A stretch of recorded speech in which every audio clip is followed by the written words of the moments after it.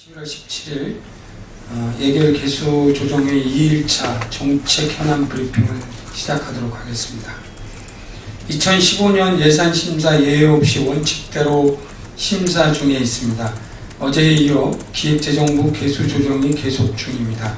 예산안 처리 시한을 보름 남겨둔 시점에서 예산 낭비 바로잡기, 호랑이보다 더 무서운 세금을 합리적으로 조정하기, 허투루 낭비되는 예산 집행 막기를 원칙으로 삼았습니다. 새정치민주연합은 사자방 국정조사로 예산 집행의 기강을 바로 세우고 민생과 안전을 위한 미래 예산 확보, 국민의 세금 가치 실현에 최선을 다하겠습니다. 앞으로 정부안 376조 원에 대하여 상임위에서는 13조 5천억 원에 대한 심의의 갈 길이 먼데 하나하나씩 꼼꼼히 따져 필요없는 예산을 반드시 삭감하겠습니다. 구체적으로 예산 심사 원칙을 말씀드리면, 법률과 시행령 등 법령의 재개정을 전제로 하였거나 아직 근거 법령이 재개정되지 않은 경우, 예비 타당성 조사와 부지 매입 등 선행 조건이 아직 이행되지 않았거나 순차 편성 원칙을 위반한 사업이나 구체적인 사업 계획 없이 예산만 편성한 경우, 또한 2년 이상 연례적으로 집행이 부진한 사업 등은 반드시 삭감하겠습니다. 이런 원칙을 바탕으로 예외 없이 심사에 임하겠다는 말씀 재차 말씀드리겠습니다. 이번 주부터는 각 상임위에서 본격적으로 법안 심사에 돌입합니다. 그런데 정무위원회와 환경노동위원회에서는 아직까지 법안 소위 구성이 이루어지지 않고 있습니다. 금융정책과 상생을 위한 공정거래법 등 다양한 다뤄야 할 현안이 많은 정무위원회와 비정규직 문제와 4대 강으로 인해 썩어가고 있는 강물을 되살리기 위한 환경을 보존하기 위한 법 등 환노위에서 다뤄야 할 과제들이 산재해 있습니다.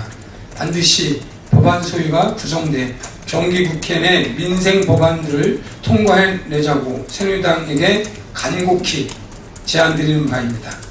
법안에 대해서 한 말씀 더 드리도록 하겠습니다. 경제 살리기로 포장된 가짜 민생 법안을 찾아내 진짜 민생을 위한 법안 의결을 위해 노력하겠다는 말씀도 드리겠습니다. 새정치민주연합은 25개 민생 법안을 발표한 바 있고, 을 살리기 6개 법안을 반드시 이번 정기국회에서 관철시키기 위해 노력하겠다는 말씀 드립니다.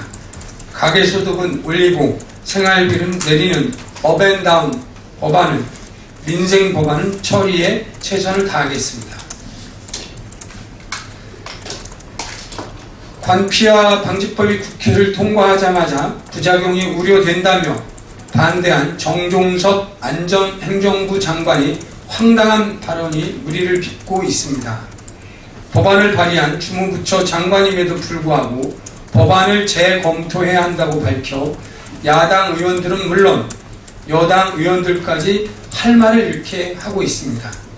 박근혜 대통령은 세월호 참사 이후 지난 5월 대국민 담화를 통해 관피아 척결 의지를 분명하고 강력하게 밝힌 바 있습니다.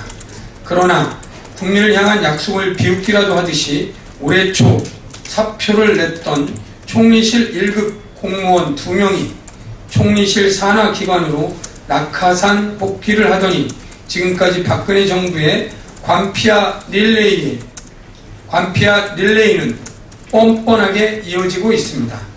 김기춘 청와대 비서실장은 낙하산은 단 한 명도 없다고 하더니만 담당 부처 장관은 관피아 방지법을 반대하고 나서다니 정말 한심하기 짝이 없습니다.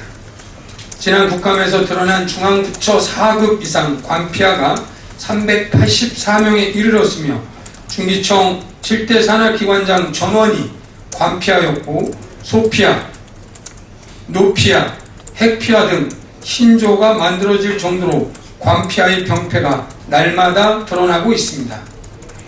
앞에서는 관피아 척결을 외치며 박근혜 정부의 낙하산 인사, 제 식구 챙기기는 끊이지 않고 있는 것입니다. 정종섭 장관의 황당 발언은 그 정점을 찍은 것이며 결국 박근혜 정부의 관피합 본심을 적나라하게 드러낸 것입니다. 안행부 장관은 정부 인사 시스템을 총괄하는 주무장관입니다.